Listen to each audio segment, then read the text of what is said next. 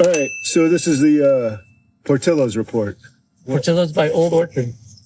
Yeah, it's an important distinction to make because, what, do you want to explain? Or? Apparently, they are, you would think they would all be quality controlled, QC'd to the same standards, but this one was way better than the one we had, which was the Portillo's out on Dempster in maybe Morton Grove, or is it Niles? It's probably Niles. It's the one across from the hospital. Yeah, and that was like, that was basic. That was just a basic beef. This was good. Yeah, this was really good. It was bigger in size, better in quality. Yeah, everything stuck together. Everything jived. The bread was good. Like, they're doing it right over here. Maybe they're just doing it wrong at the other one. The same rules, but just not following the rules. I don't know. You know what here's what in terms of folklore, what I heard was that Portillo himself, sold the company basically, but he stayed on as a consultant for some of the Portillos. But not all? Not all of them. What the hell? So I'm wondering if he's still got a hand in this one. Are they independently run franchises, maybe? Maybe they do what they want to do. I don't think so. There's got to be a standard. Yeah, I don't know. I really don't know, actually. But it's not a franchise. It's not like you can open your own Portillos. I didn't think. I could be wrong. I wonder.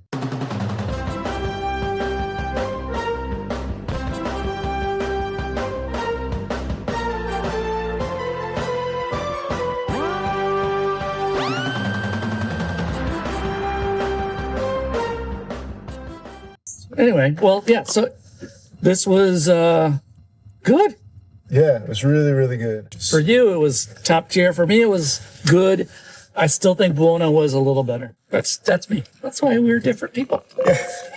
This is our first Beef Quest talk while we're driving. Yeah, I know. It was so cold. I wanted to get the car moving. Yeah, that makes sense. Yeah, I worry about the battery thing. Like if you're not moving, you're just having it.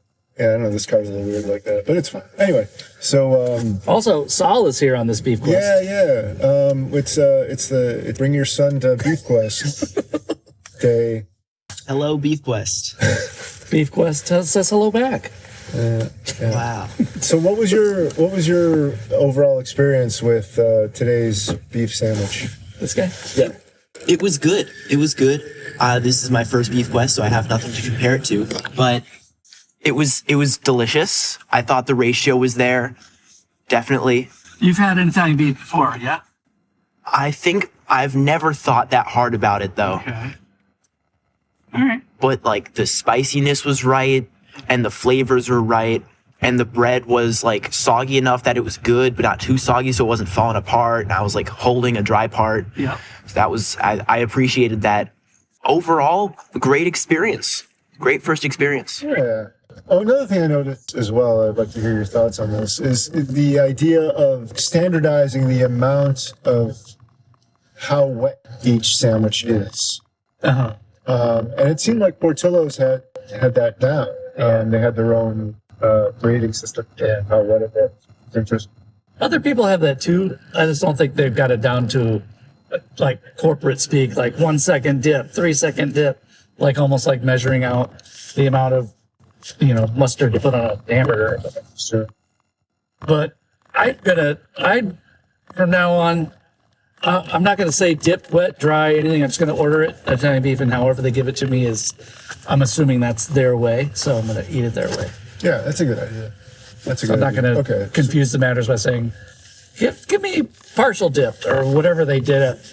Was it patio beef? They're like, we can dip the ends for you. We're like, I don't know what to do anymore. Yeah, there's too many options. Yeah, so this will be the criteria for how all future beef sandwiches will be judged. Yeah.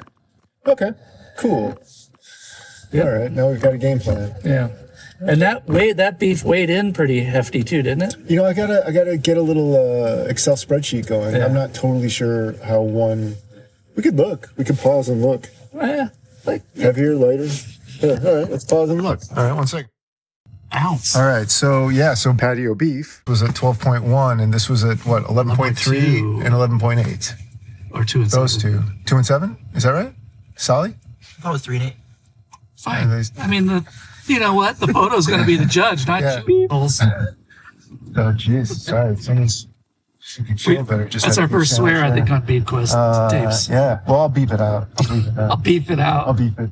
Beef sound. Beef. You know, Ruby used to do that. She was in a cart when she was a kid. And I remember getting like kind of like sort of some side-eyed amusement from some of the other people shopping for their groceries. But Ruby was like, 8 or something like that. And she was in the cart and she saw a sign by the beef area that said U.S. beef. And so she just started absentmindedly going like this. She's U.S. beef. U.S. beef. Like that, like really pausing in between the two. It was pretty hilarious. We're all waiting. Like anybody with an earshot was waiting for her to hit that note. It's great. It was, yeah. Strange. It's a nice memory. Yeah. All right, Beef Quest! Beef Quest!